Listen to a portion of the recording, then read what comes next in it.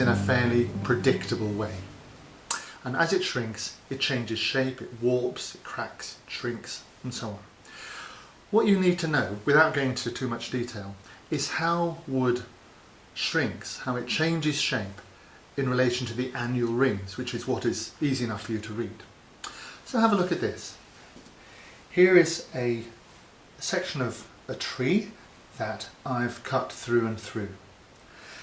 Now when this tree dries, when a lot of these planks that we've taken out dries, these woods will change shape. And the important thing to bear in mind is that the wood shrinks more on one side than the other, so you get this warping effect. So here you can see that the wood has changed shape in the opposite arc to the annual rings. So it's actually warped in that direction.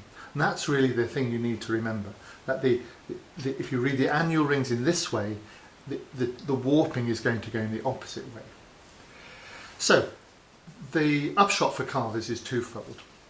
First of all, when it comes to a relief carving, say like this one, if you look at the end view here,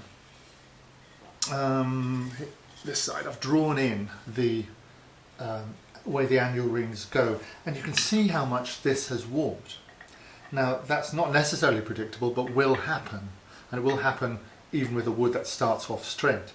So what you need to do is put it so that the centre of the tree is away from the wall, so that the warpage is actually takes the ends of the board to the wall, so that way you can't see them. If we'd carved it this way up, you can imagine that would be rocking against the wall, and you'll be able to see the edges very clearly.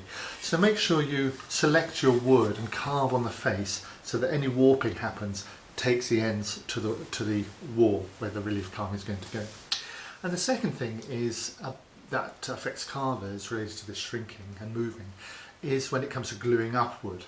Now gluing up is going to be another lesson at another time, but just for now let me say that the two ways in which we're going to glue up wood, one is which is into a block and the other is into a board. A block you might use for carving the round. So if you have, as here, two pieces of wood, you see that you need to really put them together so that there's a sympathy when you're stacking a block up, a sympathy of movement. If you were to do it this way, you'd see that there'd be this stress happening in the glue line. So it's very important to stack the wood so that the warping happens in the same direction, so the annual rings are lined up more or less as they would be in the tree. And here's an example of a little block that's been lined up. Here's the rings, and you see it's all stacked up nicely. So this is much more stable than if I'd reversed any of those.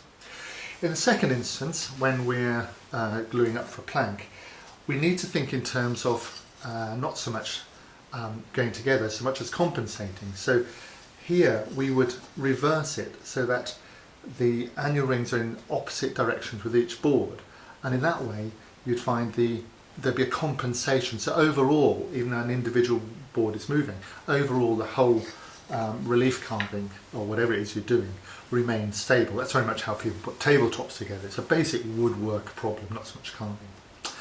Anyway, so there you have it. You need to be able to read your wood, of course, because that's really what you're using, and the important thing is to look at the annual rings and from those make decisions as to how you'll glue up and how you'll orientate what you're doing.